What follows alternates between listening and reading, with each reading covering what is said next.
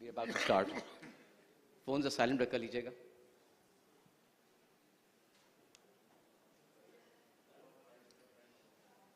ये ऐसा रखिए आवाज़ काफ़ी आ रही है सर. The phone silent रख लीजिएगा. Thank you.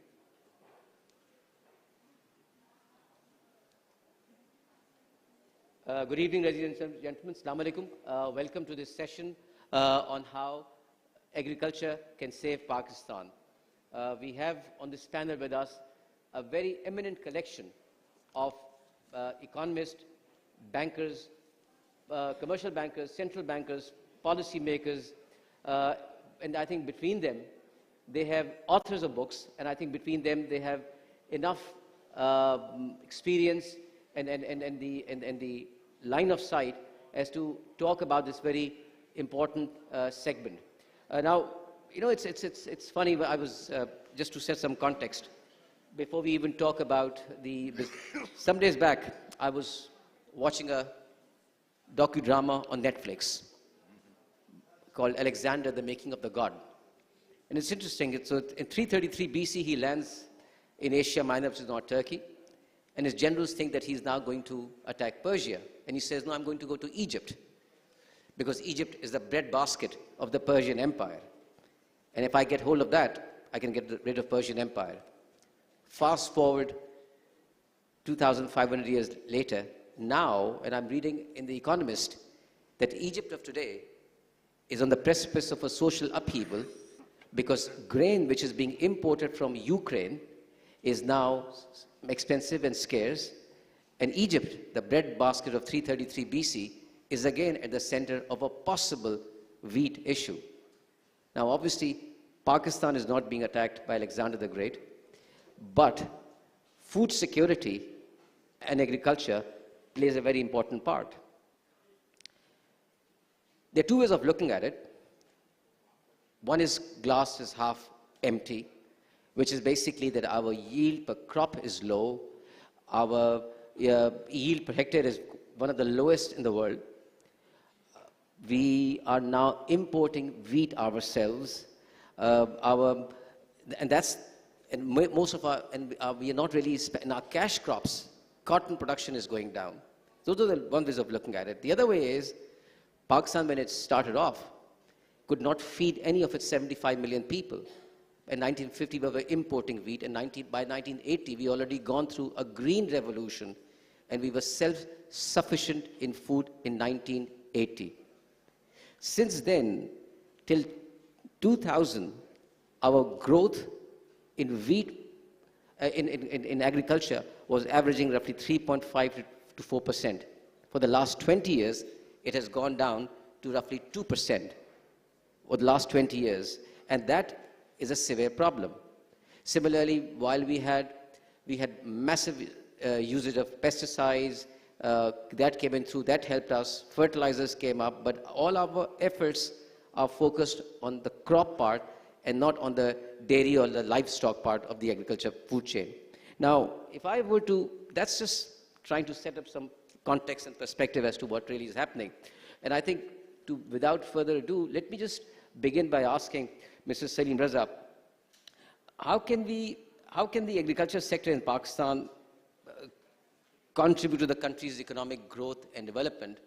And what would your take be on this 75-odd-year journey, sir, but especially looking ahead? So just in headlines, and then there'll be further observations, I assume. So just in headlines, we are performing well under potential. In the last 25 years, the average growth of agriculture has been about 2.3, 2.4%, which is about the same as our population growth. So per capita wise, not much progress. Also, in this 2.25% growth, the higher bit is livestock, which is now 62% of agricultural GDP. And that's been growing at about 3%. Crops have actually been growing at under 2% in the last 25 years. If you look at our trade picture, we are running deficits of about $3.5 billion in food. And if you add cotton imports, then this gap is nearer 5.5 or 6 billion because we import about $2.5 billion worth of cotton. So this is a situation that will take time to remedy. There are, what I suppose later we'll talk about some quick routes to improvement in efficiency, productivity, investment, and to remedying our trade situation. But you know, bear in mind, agriculture, this 20% of GDP, 21% of GDP is just one part of it. It has a big component in our manufacturing, in the other GDP sectors, in transport and storage, in wholesale and retail trade. So if we're looking to grow at 5 to 6%, and agriculture isn't growing at 5 to 6%, and is not feeding the ancillary sectors, it's going to be, you know, GDP growth of 5 to 6 without agriculture firing on, certainly on more cylinders than it's firing on now, is going to be very difficult. Now, the one way to look at, or one great ray of hope, is that with the right focus, things can turn around very fast. Take maize. About a decade ago, just over a decade ago, our maize production used to be about 2.2 tons per hectare. It's now about 6.5 tons per hectare.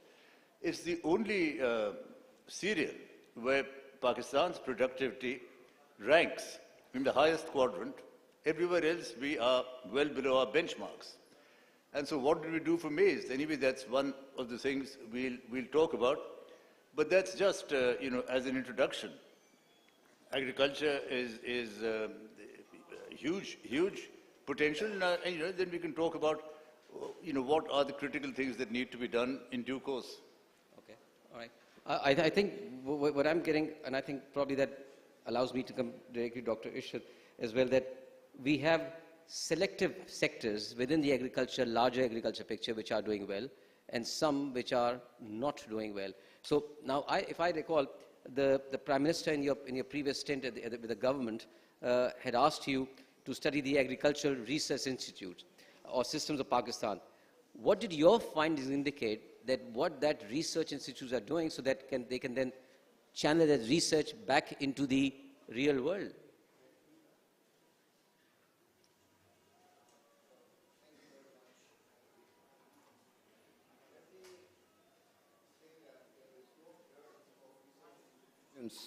In Pakistan. To my surprise, I found that there are 260 research institutions doing just agriculture, livestock, dairy, animal sciences, out of which 156 are under the provincial government, 64 are under the federal government, and 139 are under universities. So you have a very large canvas of research institutions. But institutions do not exist just by having brick and mortars. They exist because of the quality of the manpower. And there are two clusters of agriculture research in Pakistan. One is the Pakistan Agriculture Research Council and National Agriculture Research Center, which are located in Islamabad. And the second one is Ayub Agriculture Research Institute, along with the University of Agriculture in Faisalabad, with NIBG and NIAB. These are the atomic energy centers.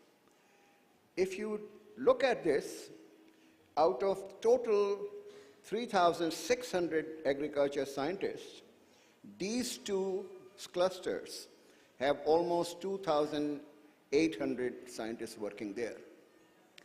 So the question which I was exploring as to what are these people doing actually?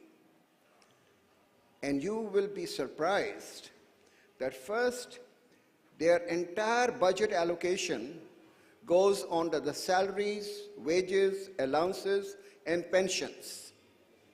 So how are they going to do any operational work? So if 90% has gone there, the 10% is left. In 10%, you cannot really do any experiments, you cannot do any laboratory work, you cannot actually even bring in equipment in order to do the testing for the farmers.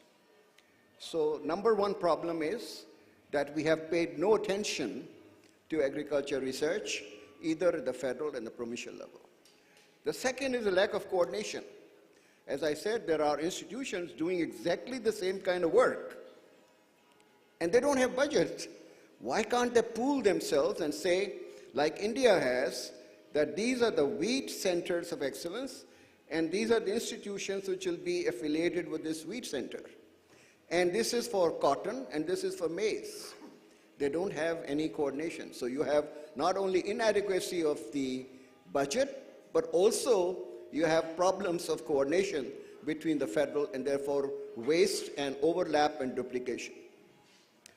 The third problem is that India today has 50,000 dedicated agriculture scientists who are doing first-rate research, which is linked to the farmers' demands.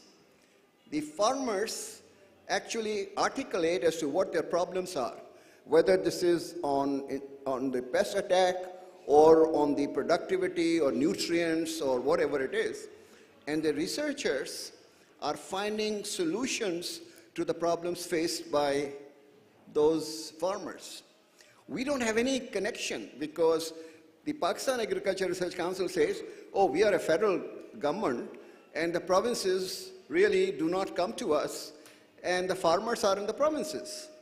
So we are not solving the problems, they're solving something which is very supply driven. The fourth one is that the quality of our researchers has gone down.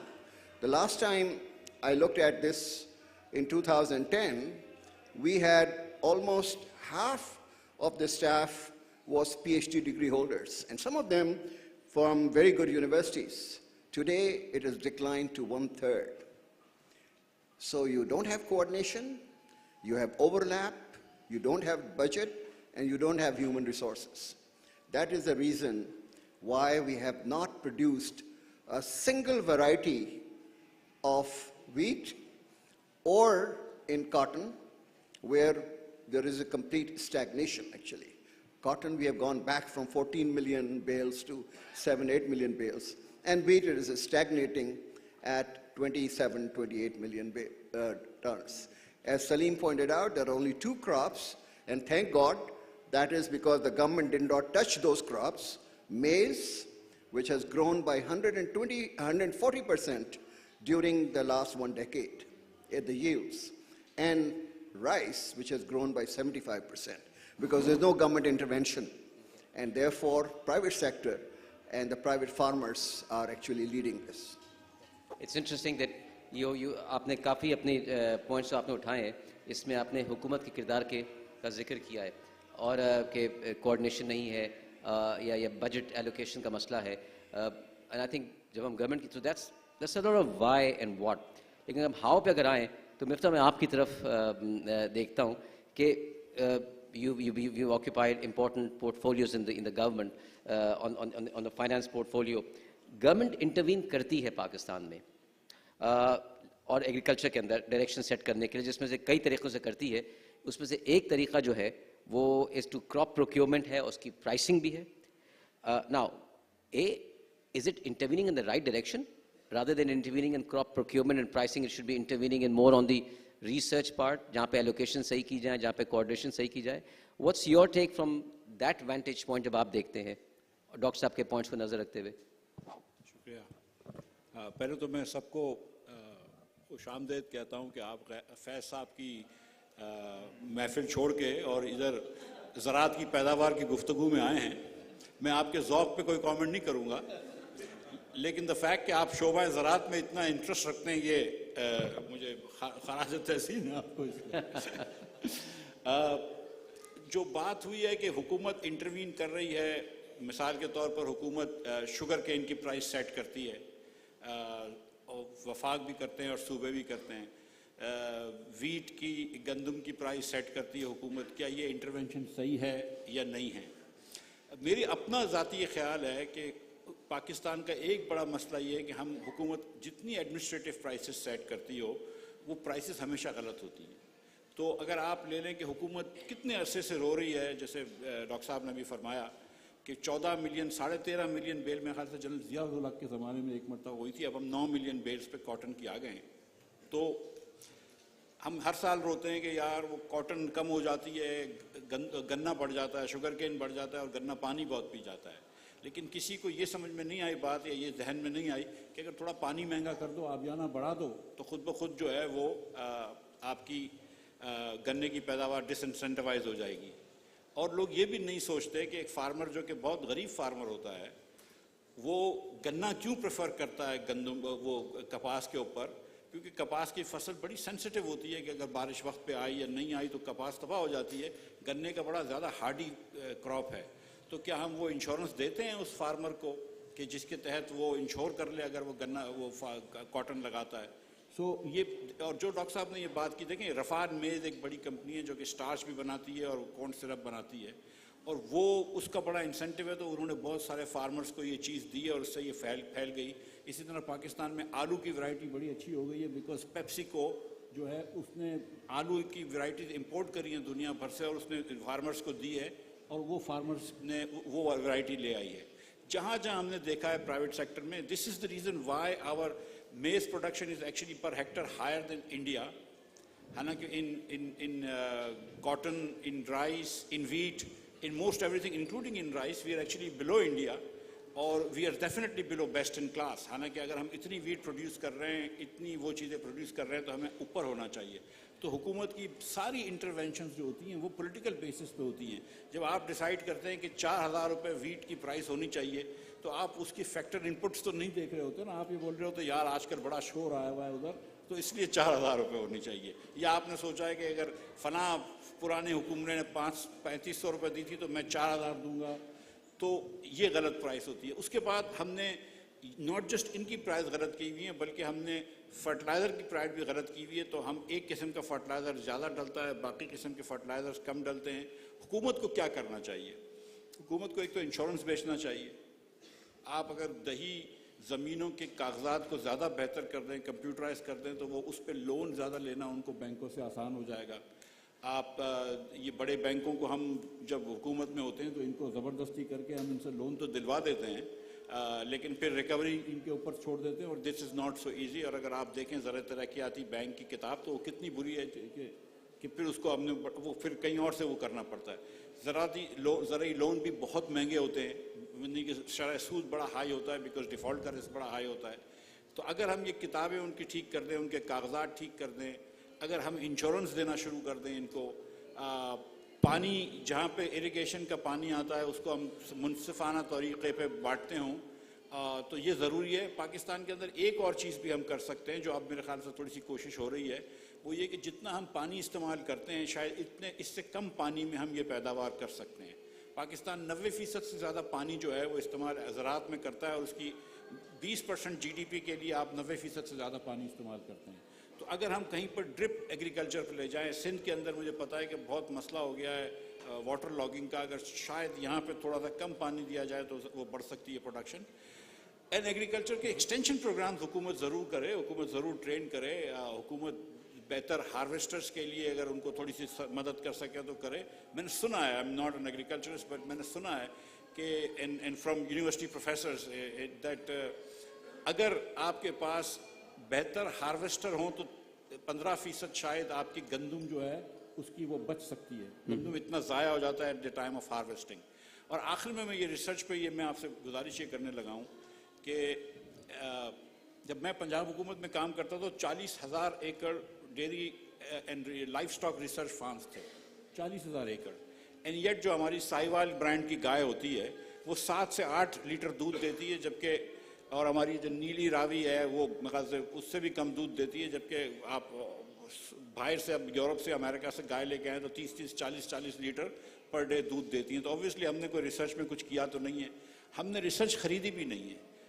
ایک زمانے میں مونسینٹو آیا تھا اور پنجاب حکومت کو کہا کہ تم بیک سٹاپ گارنٹی دے دو, کیونکہ یہاں پہ یہ ظاہر ہے کہ کاپی رائٹ نہیں تھا, لاز نہیں تھے. تو ہم $16 ملین کی گارنٹی پہ آپ کو وہ جینیٹکلی ماڈیفائڈ کاٹن کا سیڈ دیں گے. پنجاب گورنمنٹ نے کسی وجہ سے وہ نہیں کیا.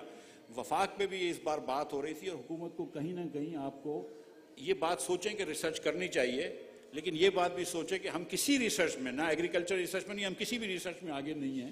تو ہم کو یہ بات سوچنی چاہیے کہ یہ چیزیں ہمیں خریدنی پڑیں گی, اور جو انٹرنیشنل کمپنیز ہیں, مونسینٹو ہے یا بائر ہے وغیرہ, ان سے جو آپ ریسرچ اگر خرید سکتے ہیں تو خرید لیں, اور وہ یہاں پہ اس کو بانٹ دیں. آپ نے بھی تھینک یو, آپ نے بھی آپ کی گفتگو کے پوائنٹ سے میں نے پرائیویٹ سیکٹر کا ذکر سنا. اس سے پہلے کہ میں اورنگزیب کی طرف آؤں, آپ نے بینکس کا بھی بتایا کہ ہم لونس کی طرف کرتے ہیں اور کلیکشن کا مسئلہ ہوتا ہے. مونسینٹو کی بات کی آپ نے, پیپسی کی بات کی آپ نے, رفان میس کی بات کی. کہیں اس کا یہ امپیکٹ تو نہیں آئے گا کہ اتنا کارپوریٹائز ہو جائے گا یہ معاملہ, کہ جس طرح آج کل ہندوستان میں ہو رہا ہے کہ دہلی کی طرف کوئی ہزاروں فارمرز چل پڑے ہیں کہ وہ کہہ رہے ہیں کہ بھائی آپ بگ کارپوریٹ ہاؤسز کو ایگریکلچر دے دیں گے, تو کہیں یہ تو اس کا فلپ سائڈ تو نہیں ہوگی یہ؟ ایک تو یہ بات میں یہ کرنا چاہتا ہوں, بات غلط سوچ ہے کہ کارپوریٹ فارمرز اور مور ایفیشینٹ دین اسمال فارمرز. یہ ایکسپیرینس دیکھا گیا ہے تائیوان میں بھی, جہاں پہ بہت چھوٹے فارم ہوتے ہیں, کیونکہ تائیوان میں جگہ بہت کم ہے. جاپان کے اندر 2 یا 2.5 ہیکٹر سے زیادہ بڑے فارمز نہیں ہوتے, کہ چھوٹے فارم میں کیونکہ مورل ہیزرڈ نہیں ہوتا, کیونکہ فارمر خود کام کر رہا ہوتا ہے اور وہ شیئر کراپر سے نہیں کرا رہا ہوتا, تو وہاں بہت زیادہ ایفیشنسی ہوتی ہے. سو یہ بات ایک دم غلط ہے کہ کارپوریٹ فارم میں زیادہ ایفیشنسی ہوتی ہے, یہ بات نہیں ہے. نمبر 2, جیسے یہ رفان ہے یا پیپسیکو ہے, یہ صرف بیج لا کے دے دیتے ہیں اور خریدتے ہیں. They don't go into the farming business. Okay. I mean, it would be silly for them to go in the farming business, because that's not what they do. I mean, Lay's تو chips بیچتا ہے, اس کا کام یہ نہیں ہے کہ farming کرے. اور جتنے یہ زیادہ لوگ اگر آتے ہیں, اور دیکھیں یہ جو ڈیری کے اندر بھی ہے, تو آپ دیکھ لیجئے کہ it is very difficult for large farms even today to compete with the small farms. Large corporations only do well when there are brands and they have monopolistic competition or oligopoly. This is a very purely competitive game. It is very difficult for them to compete against small guys. Okay, all right, thank you. Aurangzeb, coming to you, traditionally جو banks, private sector میں جو banks کا جو role ہے, وہ جیسے مفتاح نے بھی کہا کہ ہم ان سے کہتے ہیں کہ لون دے دو, اور وہ کئی مرتبہ وہ ریکوری کا مسئلہ ہوتا ہے. How can the banks go beyond what was historically conceive to be the bankings role, کہ جی لون دے دیں فارمر کو پھر دیکھی جائے, تو what's a beyond aspect? I think first of all I'm greatly privileged کہ I'm sitting between renowned economists and policy makers. تو میں سے ایک پریکٹیشنر کا پوائنٹ آف ویو دوں گا کہ دیکھیں واٹ اینڈ وائی. میں ہمیشہ یہ کہتا ہوں کہ not only in agriculture but economy general, there is no dearth of policy prescriptions. We know exactly what and why. We know کہ اگر ہماری ویٹ کی yield 30 مونڈ پر ایکڑ سے 36 پہ چلی جائے تو امپورٹ نہیں کرنی پڑے گی, اگر 40 پلس پہ چلی جائے تو ہم ایکسپورٹ کر سکیں گے. انہوں نے, مفتاح صاحب نے واٹر پروڈکٹیوٹی کی بات کی. We are 1/3 of India, we are 1/8 closely of China. So we know what is the issue and we know what we need to do, but is again back to the how part of it. تو اس میں دیکھیے کہ ہر جو stake holder ہے will have to step up. جو banks ہیں, banks کی کوتاہی کہاں ہوئی ہے, and I start with HBL, کہ ہم نے کراپس پہ فائنینسنگ کی. We are the largest agriculture financing bank, پر ہم نے ایک سیکٹر جو ہے اس کو اگنور کیا, which is more than 50% of the agriculture GDP in the country, which is, جو ابھی بات بھی ہوئی ہے, dairy and livestock. So we went into that over the last couple of years, and I think we are moving in the right direction. یہ صرف بڑے hurts کی بات نہیں ہے, چھوٹے ہرٹس کی بات ہے. جیسے ابھی مفتاح چھوٹے فارمر کی بات کر رہے تھے, ان کی جو سسٹینیبلٹی آتی ہے کہ اگر چھوٹا فارم بھی ہے, 12.5 ایکڑ سے کم بھی ہے, تو جب ان کے پاس 10-12 جانور ہوتے ہیں, اس کے ساتھ مل کے ان کی سسٹینیبلٹی آتی ہے. And we have learned that over the last 2.5 years and we'll continue to move in that direction. The second thing is this whole electronic warehouse receipt financing. اس پہ بھی بینکس جا رہے ہیں, ہم بھی گئے ہیں, we have the largest share, but there is a lot more to do. دیکھیے جو مین چیز ہے نا, और इसमें you know 2 x central bank governors बैठे हैं, एक्स फाइनेंस मिनिस्टर बैठे हैं, तो मैं बड़े मुदबाना तरीके से ये बात कहना चाहता हूँ कि the private sector has to lead. Islamabad now has nothing to give. We have to stop looking towards Islamabad, irrespective of which government, which administration comes in. Private sector में जब आप आएंगे और अपने अपने जो हमने अपने अपना किरदार अदा करना है, बैंकों ने अपना किरदार अदा करना है, एंग्रो वालों ने अपना किरदार अदा करना है, जो फर्टिलाइज़र वाले हैं, जो लेज वाले हैं, उन्होंने अपना किरदार अदा करना है. क्योंकि जो मिफ्ता भाई ने बात की है बड़ी अच्छी बात की है, because we have to look at the entire value chain and the supply chain. और उसमें मैं अभी बाद में भी जिक्र करूंगा, क्योंकि देखिए हमें सबको एक किरदार अदा करना है. HBL looks at it beyond financing, because financing तो मिलनी चाहिए थी, नहीं मिली, हम और करते जाएंगे. But the real thing is capacity building. Can we play a role in capacity building? और वो मैं, क्योंकि वक्त ज़रा कम है, तो अगर आप और सवाल पूछते रहे, मैं कैपेसिटी बिल्डिंग पे ज़रूर आना चाहता हूँ. और उसमें मैं इस ऑडियंस को भी, जिन्होंने कहा कि आप फैज़ साहब को सुन रहे थे, उसमें आप यहाँ आए हैं, but I do want to create a little bit of excitement कि 26 फरवरी को इंशाअल्लाह ताला जो हम बुरेवाला में करने जा रहे हैं, वो हम क्यों करने जा रहे हैं as a private sector institution, उसकी क्या वजूहत हैं, and if we are able to scale it up इंशाअल्लाह, हाउ कैन वी, आपने तो कहा ना save Pakistan, you know, and how can agriculture, but अगर ये हमने इसको, इस ट्रेंड को हमने रिवर्स कर दिया इंशाल्लाह, from import substitution to export.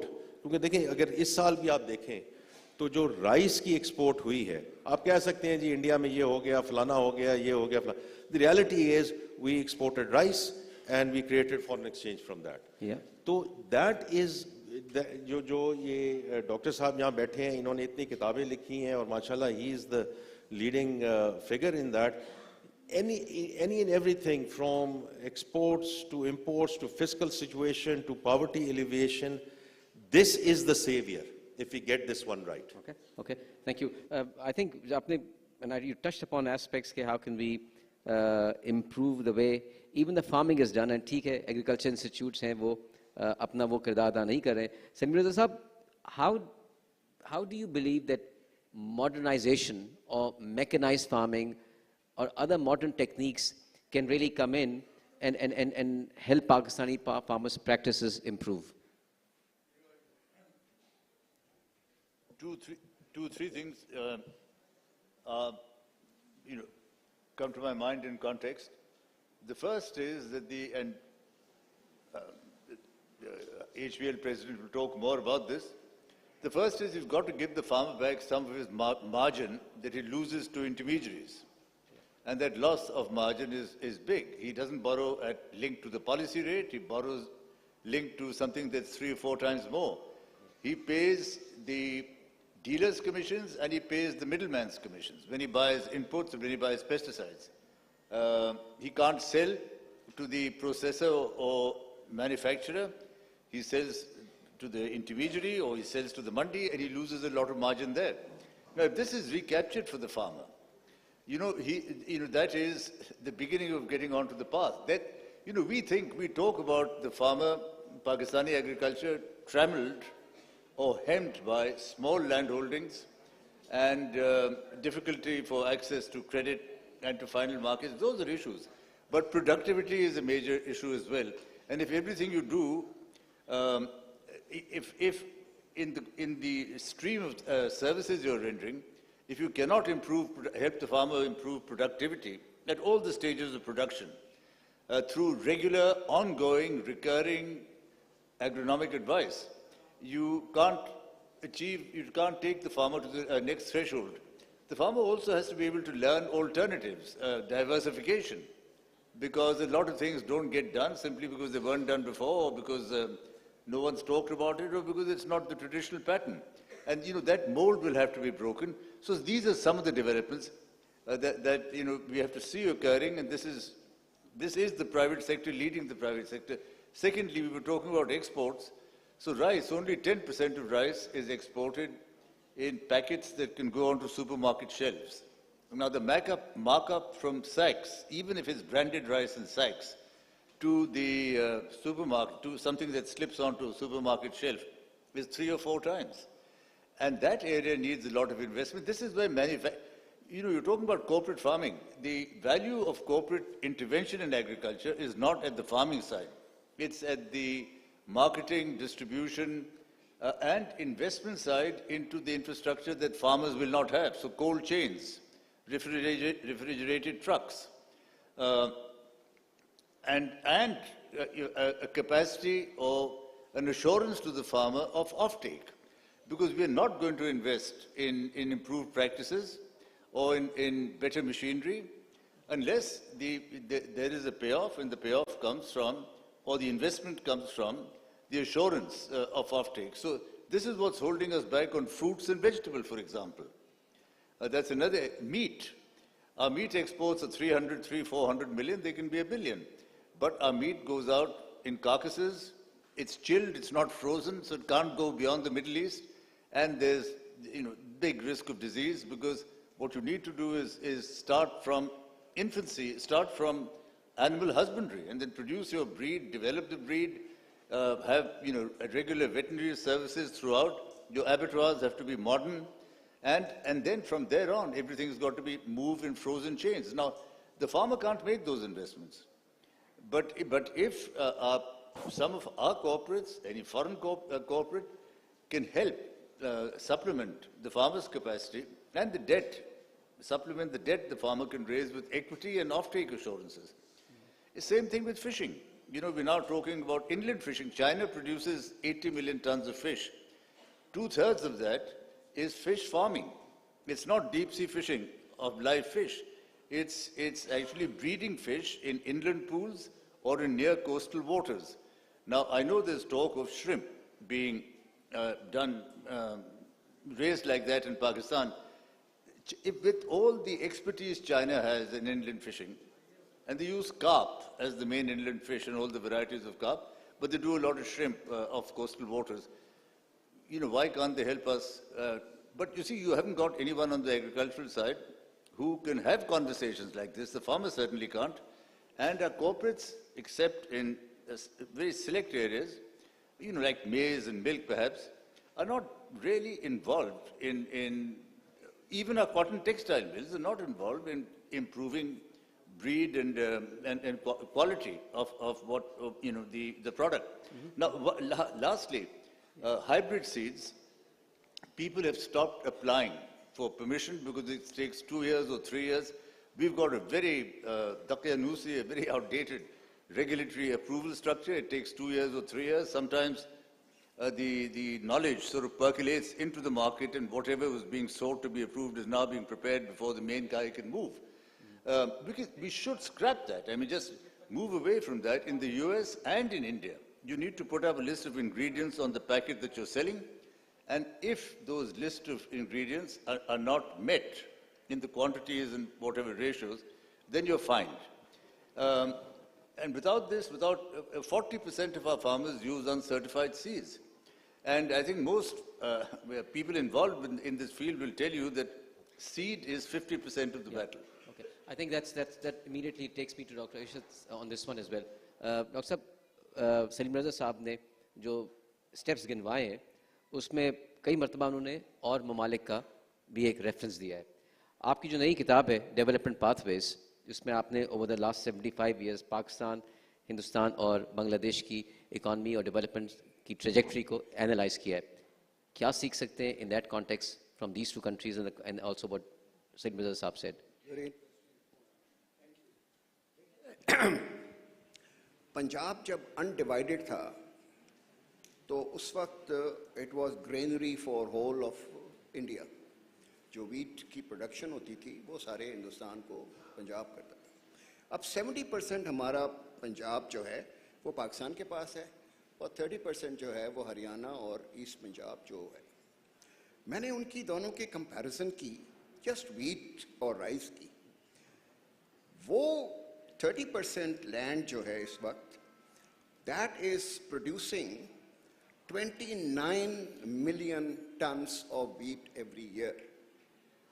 And Pakistan, Punjab, which is 70% of the area, is producing only 20 million ton. वहाँ 5 टन पर एक हेक्टर वहाँ की यील्ड है, हमारी 3 टन पर हेक्टर है. हिंदुस्तान ने क्या किया? उनका आइडियोलॉजिकल नहीं है एग्रीकल्चर. वो कहते हैं कि अगर आपने पॉवर्टी रिड्यूस करनी है, इन्फ्लेशन कम करना है, फूड सिक्योरिटी लेके आनी है, एग्रीकल्चर की एक्सपोर्ट्स बढ़ानी है, रूरल इनकम्स, लिविंग स्टैंडर्ड्स बेहतर करने हैं, सिर्फ एक ही सेक्टर है जिसका शेयर तो इंडिया में सिर्फ 15% है, लेकिन उसके जो इनडायरेक्ट और कोलैटरल बेनिफिट्स हैं वो सारी इकोनॉमी में हैं. तो हिंदुस्तान की इकोनॉमी जब ऊपर जाती है तो अगर एग्रीकल्चर पीछे रह जाएगा तो इकोनॉमी ऊपर नहीं जा सकती, क्योंकि उसके लिंकेजेस बोथ बैकवर्ड्स और फॉरवर्ड बहुत ज़्यादा हैं. तो इसीलिए आप देखें कि 2000 से और आज 2020 में हिंदुस्तान जो है वो 6% पर एनम कर रहा है. एग्रीकल्चर है 3.7%, which is the fastest growing sector of the economy. उससे इनकम्स बढ़ रही हैं. पॉवर्टी इंडिया में हमसे ज़्यादा होती थी, आज इंडिया की पॉवर्टी हमसे आधी हो गई है, इसीलिए क्योंकि एग्रीकल्चर की इनकम्स बढ़ी हैं. उन्होंने क्या किया है? उन्होंने कहा कि हुकूमत का काम ये है, although they also have support prices, which I don't agree, और मिफ्ता ने बड़ी अच्छी बात की कि इस प्रोक्योरमेंट का और ये फिक्स प्राइसेस का फ़ायदा सिर्फ बड़े फार्मर्स को होता है, छोटे फार्मर को बिल्कुल नहीं होता है. वो सारा लेके जाते हैं और सब्सिडाइज रेट पर वो बेचते हैं. हुकूमत को नुकसान भी होता है और फ़ायदा स्मॉल फार्मर्स को नहीं होता. उनके यहाँ ये डिस्टॉर्शन है. लेकिन उनका इरिगेटेड एरिया आप देखें सिर्फ 45% है, आपका 82% है, सिर्फ 12% आपका रेन फेड है. और उन्होंने अपनी इरिगेशन को किस तरह इस्तेमाल किया है कि स्प्रिंकलर इरिगेशन है उनके यहाँ, ड्रिप इरिगेशन है उनके यहाँ. ये जो फ्लड इरिगेशन है ये नहीं है इतनी ज़्यादा, क्योंकि वो कहते हैं कि हर ड्रॉप की प्रोडक्टिविटी जो है वो बढ़नी चाहिए. पानी जो है स्केर्स कमोडिटी है. मिफ्ता ने बड़ी सही बात की. जब मैं फाइनेंस डिपार्टमेंट में आज से 50 साल पहले सिंध गवर्नमेंट में था तो हमारा आबियाना जो होता था वो सारी ऑपरेशन और मेंटेनेंस कॉस्ट जो है वो रिकवर कर लेता था. आज मैंने देखा सिंध में कि सिंध में सिर्फ 10% कॉस्ट जो है वो आबियाना से आ रही है. आपने रेट्स बढ़ाए नहीं हैं. और किसको पानी जा रहा है? वो बड़े ज़मींदारों को जा रहा है, वो फ्लड कर देते हैं, और गरीब जो टेल एंडर है वो नहीं है. हिंदुस्तान में ये इक्विटेबल डिस्ट्रीब्यूशन ऑफ वाटर है. तीसरी बात उन्होंने ये की है कि उन्होंने कहा कि हुकूमत का भी काम है. I agree with both Miftah and Aurangzeb के प्राइवेट सेक्टर का बड़ा काम है, बट हर एक का एक हिस्सा है. वहाँ पे उन्होंने फार्म टू मार्केट रोड्स बनाए हैं, विलेज इलेक्ट्रिफिकेशन की है, और उन्होंने जो एग्रीकल्चर क्रेडिट है वो सेंट्रल बैंक के थ्रू एक बैंक बनाया है. उन्होंने एग्रीकल्चर का रूरल बैंक्स की एपेक्स है, वहाँ से वो पैसे दे रहे हैं. प्राइवेट सेक्टर जो है वो कॉन्ट्रैक्ट फार्मिंग जैसे हो रही है, कॉन्ट्रैक्ट फार्मिंग करता है, और फार्मर्स को वो एडवाइस देते हैं और उनको सीड्स देते हैं. यहाँ 500 सीड कंपनीज हैं. हिंदुस्तान जितने बड़े मुल्क में सिर्फ 200 हैं कि यहाँ पर हमने फेक पॉलिटिकल ग्राउंड्स पे की हुई है. पाकिस्तान का जो एग्रीकल्चर का मसला है वो मुझे समझ नहीं आता है कि सबसे ज़्यादा वाटर जो है वो रूरल एरियाज़ में है, और कितना इकोनॉमी को फ़ायदा होगा, लेकिन कोई हुकूमत जो है वो एग्रीकल्चर की तरफ इस तरीके से तवज्जो नहीं देती है. हिंदुस्तान ने तवज्जो दी है और आज उनका 300 मिलियन से ज़्यादा फूड ग्रेन्स हैं, सरप्लस है, एक्सपोर्ट कर रहे हैं. आई थिंक मिफ्ता डॉक्टर साहब ने भी की जो डिस्कशन था उसमें 2-3 चीज़ें मैंने पिक की हैं. एक था उन्होंने कहा कि बड़े फार्मर और छोटे फार्मर की उन्होंने बात की हिंदुस्तान के कॉन्टेक्स्ट में. जब हम पाकिस्तान को देखते हैं तो again from government of Pakistan standpoint, government of Pakistan subsidies देती है, इंसेंटिव देती है across the board on many aspects of agriculture, like fertilizers हैं, सीड्स हैं, पेस्टिसाइड्स हैं, मशीनरी है. کیا یہ بہتر نہیں ہوگا, and that's the question, اگر ministry of finance government Pakistan جو ہے وہ لمٹ کر دے وہ سبسڈیز, وہ incentives to small scale farmers, اس طرح پیسے بھی بچیں گے اور ایفیشنسی بھی وہاں بڑھیں گی کہ جہاں پہ موسٹ نیڈیڈ ہے, جو کہ اسمال اسکیل فارمر ہے.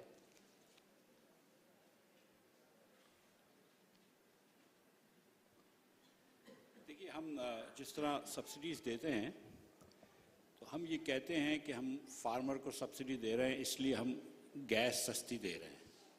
تو جو گیس ہم 4,000 روپے کی خریدتے ہیں یا 3,000 روپے کی خریدتے ہیں, اور یہ تینوں پینلسٹ میرے ساتھ جو بیٹھے ہیں وہ مسکرا رہے ہیں کیونکہ میں نے کہا کہ ہم یہ کہتے ہیں کہ ہم فارمرز کو سبسڈی دے رہے ہیں. سچی بات تو یہ ہے کہ ہم تو یہ اینگروز اینڈ فوجی فرٹیلائزرز اینڈ فاطمہ فرٹیلائزرز کو سبسڈی دے رہے ہیں. مجھے آپ بتائیں نا کہ اگر آپ نے فارمر کو سبسڈی دینی تو فارمر کو دے دو. آپ نے جا کے پاکستان کے امیر ترین لوگوں کو پہلے سبسڈی دینی ہے, پھر بولنا یار خدا را تھوڑا سا آپ کھاد سستی بھیج دیجیے گا. I mean that just makes no sense. جب میں حکومت میں تھا اور اس سے پہلے پنجاب میں یہ ایکسپیریمنٹ بھی ہو چکا ہے کہ آپ ایک چھوٹا سا جو ہے, اب تو کیو آر کوڈ ہی کافی ہے, لیکن آپ چھوٹا سا ایک کوپن ڈال دیں, آپ پرائس مارکیٹ پرائس پہ گیس بیچیں فرٹیلائزر کو, اور آپ ایک چھوٹا سا کوپن ڈال دیں. اگر 12 ایکڑ سے یا 10 ایکڑ یا جو بھی آپ کو کٹ آف کرنا ہے, اس سے چھوٹا فارمر خریدتا ہے پہلے 30 بیگ, تو 30 بیگ پہ آپ نے اس کو شناختی کارڈ پہ اس کا پیسہ واپس کر دیا, کچھ سبسڈی دے دی, باقی فارمرز کو نہ دیں. اگر آپ نے یہ کرنا ہے تو دس از ٹریویل, مطلب یہ 3 دن کے اندر یہ پروگرام آپ جو ہے وہ کر سکتے ہیں. لیکن ظاہر ہے کہ اب میں نے سنا ہے کہ کل انہوں نے شاید 2 کمپنیز کی گیس بڑھائی ہے, and there are some complications. وہ ماری گیس بیچتی ہے, وہ ڈسٹریبیوشن لائن کوالٹی گیس نہیں ہے, اس پہ آپ لیوی لگا سکتے ہیں جو میرا دل تھا, یا ٹیکس لگا سکتے ہیں. لیکن میں یہ سمجھتا ہوں کہ آدھے سے زیادہ مقصد جو ہوتا ہے وہ یہ بھی ہوتا ہے کہ ان کمپنیز کو بھی سب کے تھرو سبسڈی دینی ہوتی ہے, اور جب بھی کسی کے تھرو سبسڈی دیتے ہیں تو جس کے تھرو دیتے ہیں اس کو بھی فائدہ ہوتا ہے. اور اگر وہ 20-22 ہوں اور جس کو فائنل ریسیپینٹ 50,000 ہوں تو 22 لوگوں کو زیادہ فائدہ ہوتا ہے بنسبت 50,000 کو. اینڈ اسی طرح اس لیے آپ دیکھ لیجئے کہ ان فرٹیلائزر کمپنیز کی جو ریٹرن آن ایکویٹی ہے وہ 40-50% ہوتی ہے. سو یہ میرے خیال سے حکومت کو اگر کر لینا چاہیے, بڑا آسان ہے. اس لیے پھر یہ ہوتا ہے کہ ہم یہ جو نیچرل گیس بیس فرٹیلائزر ہے, نائٹریٹ بیس فرٹیلائزر ہے, یہ فارمرز زیادہ یوز کرتا ہے اور ڈی اے پی جو ہے وہ کم یوز کرتا ہے.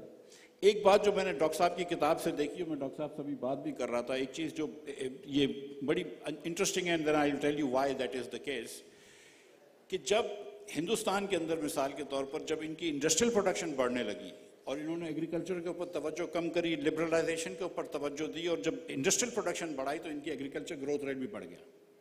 اور وہ اس لیے کہ جب آپ کی انڈسٹریل انکم بڑھتی ہے تو ایسا ہوتا ہے کہ ایک فارمر کے اگر 4 بچے ہیں تو 2 بچوں میں جا کے کسی گاؤں کی فیکٹری میں کام کرنا شروع کر دیا. جب وہ 2 بچے گاؤں کی فیکٹری میں کام کرتے ہیں تو وہ جو کنسٹرینٹس تھی فارمر کے پاس, وہ اب کنسٹرینٹ کم ہو گئی ہے. اب جو ہے وہ تھوڑا سا ویجیٹیبل گارڈن میں وہ ڈیپ ڈال کر تھوڑے سے سبزی بھی وہ گرو کر سکتا ہے. So what we have seen is in Pakistan also کہ when you have, جس سال آپ کی کموڈیٹیز کی کراپ صحیح نہیں ہوتی ہے اس سال آپ کی ویجیٹیبل کی بھی کراپ صحیح نہیں ہوتی, کیونکہ فارمر کے پاس پیسے ہی نہیں ہوتے کہ وہ ویجیٹیبل کے کراپ کے اوپر انویسٹ کر سکے. سو تھوڑی سی فارمر کی ایک کتاب ہے یہ ابھیجیت بینرجی کی اور کرسٹین ڈوفلو کی, کہ یہ پور اکنامکس کی, جہاں پہ یہ کنسٹرینٹ پہ کام کر رہے ہوتے ہیں. سو وہ آپٹیمل ڈیسیشنز نہیں لے سکتے. اس کے پاس اگر کھانے کے ہی پیسے نہیں ہیں تو وہ کھاد تو نہیں خریدے گا, جبکہ وہ 10,000 روپے کی کھاد سے آپ 40,000 روپے کی اور کراپ لے سکتے ہیں. تو آپ نے جیسے آپ انڈسٹریل پروڈکشن بھی بڑھائیں گے اپنی, آپ غریب کی انکم بڑھا دیں گے تو اس کی سپلائی آف پروڈکٹیوٹی بھی بڑھ جائے گی اور اس کی سپلائی بھی بڑھ جائے گی, ایگریکلچر کی سپلائی بھی بڑھ جائے گی. اور یہ جو بات کی ہے ڈاکٹر صاحب نے, اب یہ بات لمحہ فکریہ ہے, سچی بات ہے کہ 39% پاورٹی ہے اس وقت پاکستان میں. 9 کروڑ لوگ پاکستان میں خطِ غربت کے نیچے ہیں. جو خطِ غربت کے نیچے غریب پاکستانی فارمر ہے, اور گاؤں کے اندر میرے خیال سے 60% سے زیادہ پاورٹی ہوگی, تو وہاں پہ تو اکانومی چل ہی نہیں سکتی ہے. اور وہ فارمر کیسے ریشنل صحیح ڈیسیشن کر سکتا ہے جو اتنی غربت میں رہ رہا ہے. تو ایگریکلچر کو بہتر کرنے کے لیے رورل انکم بھی بڑھانا ضروری ہے. I think that again segues very well. Thank you, Miftah. Into Aurangzeb, آپ نے کافی ہم چھوٹے فارمر کی بات بھی کر رہے ہیں کہ ہم اس کے اور کس طریقے سے اس کو اگر ہم انسینٹیوائز کریں تو اس کا ناک آن امپیکٹ کس طریقے سے آتا ہے. ناؤ ابھی آپ نے تھوڑی دیر پہلے کہا تھا کہ 26 فروری کا کچھ آپ نے ذکر کیا تھا, اور آپ نے کہا کہ HBL بورے والا میں کوئی ایکسپیریمنٹ کرنے جا رہا ہے یا کسی قسم کی ایک ایکسپینشن کرنے جا رہا ہے. کیا ہے وہ, اور اس کا how is it different from what traditionally banks have been doing? دیکھیے پہلی تو اچھی بات یہ ہے کہ this fiscal year actually the rural economy is actually leading our whole GDP discussion this year. So I think in itself I think we should celebrate that کہ اچھی بات ہے کہ جہاں LSM میں تھوڑا سا کمی آئی ہے اور چیزوں میں کمی آئی ہے, the rural economy is moving forward. دیکھیے میں ہمیشہ یہ کہتا ہوں کہ from a private sector perspective as well, کیونکہ ہم یہ ہمیشہ یہ بات کرتے ہیں اس کو یہ کرنا چاہیے, اس کو یہ کرنا چاہیے, گورنمنٹ کو یہ کرنا چاہیے. From my perspective it's always what is in your control. جو آپ کا کنٹرول میں ہے اس کو تو کیجئے. میں نے تھوڑا سا ذکر کیا کہ ہم نے جو کوتاہی کی تھی ڈیری لائف سٹاک میں, EWR میں, اسی طرح capacity building. So in the last 2 to 3 years ہم نے کوشش کی کہ اسمال فارمرز کے ساتھ انٹرونشنز کریں. جو انٹرونشنز تھیں سلیم رضا صاحب نے اس کا تھوڑا سا ذکر کیا, وہ انٹرونشنز ہم نے میز میں کی, رائس میں کی, اور چیزوں میں کی, کہ ہم نے کہا کہ we should take off or keep as a financing bank and talk about and think through کہ کیپیسٹی بلڈنگ کیسے ہو سکتی ہے. تو ہم نے کہا کہ ہم اسمال فارمر کو ان پٹس ہم دیں گے, بیج ہم دیں گے, کھاد ہم دیں گے, پیسٹیسائڈ ہم دیں گے. پھر ہم نے کہا کہ ان کو ایگرونومی سروس دیں گے, وچ مینس کہ ان کا پورا جو کراپ سائیکل ہے وہ اس کے بارے میں ان کو بتائیں گے کہ کیسے یہ چلے گا. سیٹلائٹ امیجری سے ان کو کلائمیٹ کے بارے میں بتائیں گے. The third thing we said was کہ جو یہ لمیٹڈ انٹرونشنز تھیں کہ اس میں میکنائز سروس کیسے ہو سکتی ہے. یہ آپ سب میرے سے بہتر جانتے ہیں کہ جو رائس ہارویسٹنگ ہے کہ وہ کتنے ہفتوں میں ہوتی ہے, جب بائی ہینڈ ہو اور مینولی ہو, اور اگر میکنائز سروس آ جائے تو وہ 20 دنوں میں ہو جاتی ہے. And then we said well also offtake, will ensure کہ ان کی جو پروڈیوس آ رہی ہے وہ بھی ہم اس کو بکوا سکیں. تو یہ جو ہم نے انٹرونشنز کی ان دا لاسٹ 2.5 years, اس کا جو ہمیں اس کا جو رزلٹ آیا کہ the yield went up by more than 20% and the money that went into the small farmers pocket went up by more than 100%. اور ہم یہ نہیں کہہ رہے ہیں, ہم نے اس کو پھر پرنسٹن انسٹیٹیوٹ سے کہا کہ آپ آ کے ان ریزلٹس کو انڈیپینڈنٹلی ویلیڈیٹ کیجئے کہ جو ہم کہہ رہے ہیں وہ درست ہے کہ نہیں ہے. تو یہ جب انہوں نے آ کے انڈیپینڈنٹلی ویلیڈیٹ کیا تو we are very grateful to our board. انہوں نے کہا اب اس کو آپ اسکیل اپ کیجئے. یہ ڈاکٹر صاحب تھے پرائم منسٹر عمران خان کے ایڈمنسٹریشن میں, پھر ہم نے شہباز صاحب کو بھی یہ کہا. اس لیے میں کہہ رہا ہوں وی ڈونٹ کیئر کہ کس ایڈمنسٹریشن کی بات ہوتی ہے. خان صاحب نے بھی ہم سے یہ پتا کیا کہ آپ کو ہمارے سے کیا چاہیے. ہمیں جی آپ سے کچھ نہیں چاہیے آپ کو, ہم آپ کو صرف آ کے یہ بتا رہے ہیں کہ یہ چیزیں ہو سکتی ہیں without subsidies and without actually counting on the government and the government support, اگر پرائیویٹ سیکٹر آگے آ جائے. تو اب ہم جو کرنے جا رہے ہیں بورے والا میں, وہ یہ کرنے جا رہے ہیں کہ we are very grateful to the State Bank of Pakistan, we are very grateful to Security Exchange Commission of Pakistan کہ انہوں نے ہمیں 100% سبسڈی کریٹ کرنے کی اجازت دے دی, which is going to be called HBL زرعی Services Limited. So everything that we were doing in terms of non-financial part of it, جو میں نے ابھی ذکر کیا کہ ہم یہ انپٹس کیسے دیں گے, میکنائز سروس کیسے دیں گے, اگرونومی will all move into that. یہ ہم ڈیرا بنانے جا رہے ہیں. ڈیرا is our way of saying we are going to go to the small farmers. ہم نہیں چاہتے کہ وہ آئیں ہماری برانچز میں اور ہماری جہاں جہاں ہمارے بڑے شہر ہیں, ایون پیری اربن ہے, وہاں بھی نہ آئیں. ہم پہلا ڈیرا برے والے میں ہوگا, پھر سائی وال, پاک پتن, اسی طرح ایگریکلچر یونیورسٹی کے ساتھ 5 اور ہیں, پھر انڈر دا SIFC امبریلا 4 اور لوکیشنز ہیں. تو ہمارا جو تھاٹ پروسیس ہے, اللہ کرے اس میں ہمیں کامیابی ملے, بیکاز وی جینولی بلیو کہ یہ will be good for the country, کہ یہ Dera will be the hub and then we are going to have the spokes which are going to be our branchless banking, جو ہمارے connect کے ہیں. وہاں ہم یہ اب جو پنجابی میں اس کو چک کہتے ہیں, آپ اس کو گاؤں سمجھ لیں. تو یہ جو آپ کو کنیکٹ شاپس ایجنٹس نظر آ رہے ہیں جو ہماری کراچی میں آپ کو نظر آتے ہیں, اسلام, یہ اب سارے گاؤں میں پھیلیں گے. اور وہیں سے ہم دو چیزیں ہم کر رہے ہیں. ایک تو یہ ہے کہ اسمال فارمر کو یہ ہم فیسلٹی پرووائڈ کر رہے ہیں ان ٹرمز آف فائنینسنگ اور ان کی جو انپٹس ہیں اور اس کو کیسے لے کے جا رہے ہیں.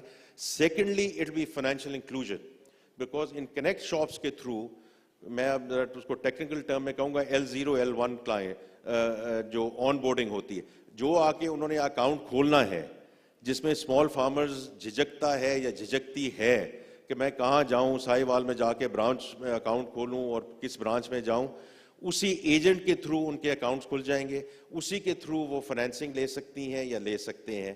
سو فرام آر پرسپیکٹو, دیکھیے یہ ہمارا ایک بڑا انسٹرکچرڈ وے ہے. I hope it works, but we have already taken the decision in conjunction with our board. We are going to go in this direction because this is one way of going forward without any government subsidy, without any government support. Thank you. Thank you, Sorry, Aurangzeb. before- Ji Salim sahab. Just to compliment what Aurangzeb was saying, our agricultural lending in Pakistan by banks is 3% of their private sector portfolio. India's 19, Bangladesh is 21. But one of the reasons is lack of collateral. This exercise is going to be cash flow financed because you're controlling the inputs, you're on the farm, you as the institution, and you're controlling the sale. So you don't really need the land as title.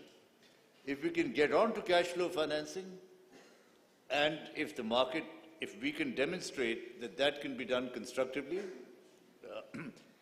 I think opens the world, opens our farming sector to the banks in a much more positive way. Now, it's another matter that banks have decreasing amount of money to lend because our government, mashallah, is a growing boy, has a very healthy appetite, and has eaten up whatever.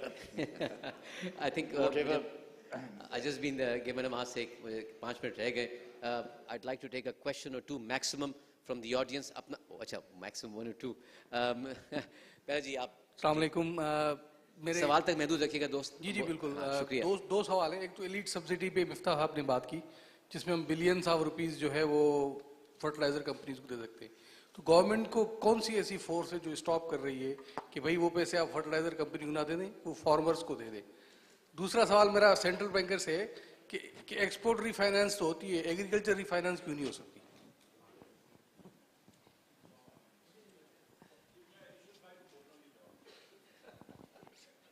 دیکھیں اس پہ بڑی debate ہوئی ہے subsidy کے اوپر. آپ کو سب کو پتہ ہے کہ ایک بڑا کامیاب پروگرام ہے جو irrespective of every government, start Zardari صاحب کی گورنمنٹ نے کیا, پھر اس کے بعد نواز شریف صاحب نے اس کو چلایا, پھر عمران خان نے اس کو اور اسٹرینتھن کیا, وہ ہے بے نظیر انکم سپورٹ پروگرام. اس کا ڈیٹا بیس جو ہے اس وقت, وہ سارے جتنے بھی غریب لوگ ہیں پاکستان میں ان کا سارا ڈیٹا ہے اس میں. اس کو نیشنل سوشل اکنامک رجسٹری کہتے ہیں.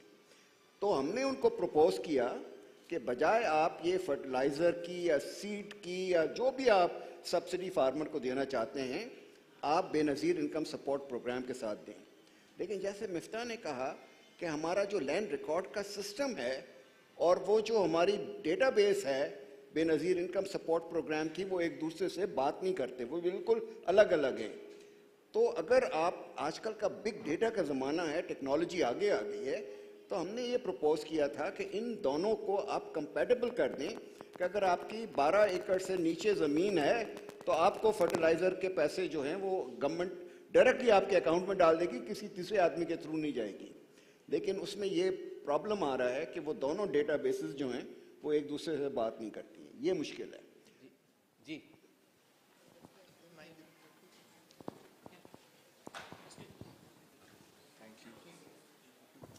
Assalamu alaikum. How does the agricultural economy get impacted when agricultural land is converted into real estate projects or urban development projects, especially in Punjab, which has happened recently? Key case in point being Ruda, which is chaired by Dr. Salman Shah, our former finance minister. اس پہ میں ایک تھوڑا سا کانٹریرین view لوں گا.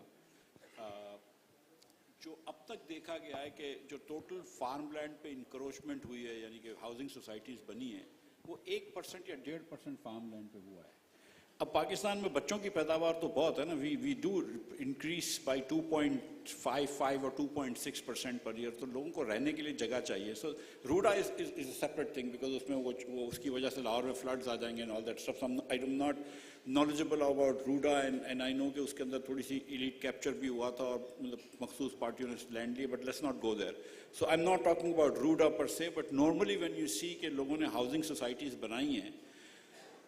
اور I went to buy a couple of sugar mills in Punjab, تو وہ بتا رہے تھے کہ اور ایک ٹیکسٹائل مل آلسو کہ نیئر سندر, تو وہ بتا رہے تھے کہ دا بیسٹ آلٹرنیٹیو ایکچولی کہ مشین کو پھینک دو اور اس کے اندر آپ ہاؤسنگ سوسائٹیز بنا دو. سو ایک تو یہ ہے کہ پاکستان میں فیکٹری لگانا یا کوئی چھوٹا کاروبار کرنا جرم ہو گیا اگر, لیکن آپ کو پراپرٹی کے اوپر کوئی ٹیکس نہیں کرتا, تو بیکاز آپ کا ٹیکس اس طرح کا اسٹرکچر ہے کہ ریل اسٹیٹ پہ پیسے چلے جاتے ہیں اور دوسرے ریئل سیکٹرز میں پیسے نہیں جاتے. تو ایک تو یہ ہے, اور دوسرا ہے کہ اتنی آبادی بڑھ رہی ہے تو تھوڑا بہت تو فارم لینڈ پہ ظاہر ہے کہ یہ ہوگا. آئی ڈونٹ تھنک کہ that's such a big problem, but اگر اس کو ایڈریس کرنا ہے تو آپ اس کے قوانین کو صحیح کر دیں. کہ ایک میں نے پراپرٹی پہ ٹیکس لگایا تھا, کل پشاور ہائی کورٹ نے اس کا بھی ذبح کر دیا ہے. تو کہ امیر ترین پاکستانی جو ہیں وہ پیسہ کہاں رکھتے ہیں, وہ پراپرٹی پہ رکھتے ہیں. تو پراپرٹی کو تو ٹیکس لگائیں. اگر آپ پراپرٹی کو ہی ٹیکس نہیں لگائیں گے, ویلتھ کو ٹیکس نہیں لگائیں گے, تو پھر وہ امیر لوگ امیر ہی رہیں گے اور غریب لوگ غریب ہی رہیں گے. یہ تھوڑا سا مطلب یہ تو ہے ہی. So that is the thing. But اس کو مطلب that's not necessarily a wrong thing کہ ہاؤسنگ سوسائٹی بڑھ گئی ہیں, یہ ٹیکس کا مسئلہ ہے. آئی تھنک مجھے بار بار اشارہ کیا جائے جیسے یہ سیشن ختم ہوگا اس کے بعد آپ انڈیویجولی پوچھ سکتے ہیں سوال, کیونکہ مجھے اس کے بعد بھی ایک سیشن ہے تو مجھے وہ منع کیا جا رہا ہے, مجبوری ہے. سر ایک سوال, چلیے آخری سوال, بالکل آخری سوال. ایت سراج گل, اور میں سوشل ورکر ہوں اور انسانی ترقی پہ کام کرتا ہوں. میرا سوال اورنگزیب صاحب سے ہے کہ ہمارے جو مالیاتی ادارے ہیں یا بینک ہیں وہ کتنا سپورٹ ایگریکلچر کو کرتے ہیں, اور یہی مفتہ اسماعیل صاحب سے جو انہوں نے بات کی آڈین کی, اور مجھے آج بڑی خوشی ہوئی کہ میرے آڈین اتنے بیٹھے میں ایگریکلچر کو سننے کے لیے, تو بہت خوشی کی بات ہے. میں ان کو مبارکباد پیش کرتا ہوں. شکریہ آپ. جی سر اورنگزیب صحیح. میرا ایک سوال اور بھی آپ سنتے جائیں پھر اکٹھا جواب دیجیے گا. یہ جو پاکستان ہے ہمارا زرعی ملک ہے, ہم خود کفیل ہو سکتے ہیں, ہم بالکل ترقی کر سکتے ہیں, مگر آج تک آپ نے دیکھا ہوگا کتنی کرپشن ہے. اس کے لیے تو آپ بات کر نہیں رہے. جو رسپانسبل ہیں, جنہوں نے ساری ملک کا بیڑا غرق کیا ہوا ہے, ان کو کچھ آپ بولتے نہیں ہیں. جتنی بھی اسکیمز ہیں پنجاب میں امپلیمنٹ ہوتی ہیں, سندھ میں تو ہوتی نہیں ہیں. پانی کی چوری ہوتی ہے, اوپر سے آپ کو پتہ ہے کہ ابھی کارپوریٹ یہ کر رہے ہیں, کیا کرتے ہیں, زرعی اصلاحات لا رہے ہیں کارپوریٹ کے. سندھ کی جتنی زمینیں ہیں ان کا پانی تو اوپر چلا جا رہا ہے, اور یہاں پر جو سمندر میں پانی نہ جانے کی وجہ سے 40 لاکھ ایکڑ زمین جو ہے بنجر ہو گئی ہے. ایک طرف آبادی ہو رہی ہے, ایک طرف اس کو برباد بھی ہو رہی ہے. مہربانی کر کے ذرا یہ سارے اپنے اسکیمز میں ذرا ان چیزوں کا بھی خیال کریں. بالکل بہتر صحیح ہے جی. آپ کا جو پوائنٹ ہے وہ میں پہلے ایڈریس کر لیتا ہوں سر, کہ جو آپ نے کہا ہے کہ بلوچستان اور KPK میں ایگریکلچر میں بہت اپ سائڈ ہے, بہت اپ سائڈ ہے, اور اس میں ہم سب کو بینکوں کو اور سارے جو ادارے ہیں ان کو مل کر اس میں محنت کرنی چاہیے. You are absolutely right. اور اس میں اس لیے کہہ رہا ہوں کہ میں سندھ یا KPK کی بات نہیں کر رہا. بلوچستان میں ایکچولی HBL میں ہمیں اسٹیٹ بینک نے کہا ہے کہ آپ چیمپئن بینک بنیں اور جا کر ایونیوز ڈھونڈیں کہ وہاں کیسے زراعت کو فروغ کیا جا سکتا ہے. تو اس پہ کام ہو رہا ہے. آپ کا جو بات ہے, میں نے دیکھیے سر, میں نے پہلے ہی وہ ذکر کیا ہے کہ not only is HBL but also as chairman of Pakistan bank association. یہ ہماری کوتاہی رہی ہے. جہاں کوتاہی ہوتی ہے اس کو ماننا چاہیے نا, کہ اگر ہم نے 50% آف دا ایگریکلچر GDP کو اگنور کیا ہے in terms of dairy and livestock, اس میں ہم نے جانا ہے. اسی طرح جو کیپیسٹی بلڈنگ ہے اس میں ہم نے جانا ہے. تو اس لیے not only HBL but Hare bank اپنی اپنی ایک کاوش کر رہا ہے. And I think we all realize, and that's why we are here and you are here, کہ جو سوال ہے, can agriculture save Pakistan? I think we all understand that as an industry, کہ is agriculture 22%, 23%, 25%, 26% पे जाएगा, doctor साहब ने कहा, गवर्नर साहब ने कहा, मिनिस्टर साहब ने कहा, तो ये हम सब समझते हैं and inshallah you are going to see full support around. बहुत शुक्रिया जी, थैंक यू। इसके मैं पैनल का शुक्र अदा करना चाहूँगा, मिफ्ता साहब, सलीम रज़ा साहब, डॉक्टर इशरत साहब, Aurangzeb. We'll also have a group photograph and then I just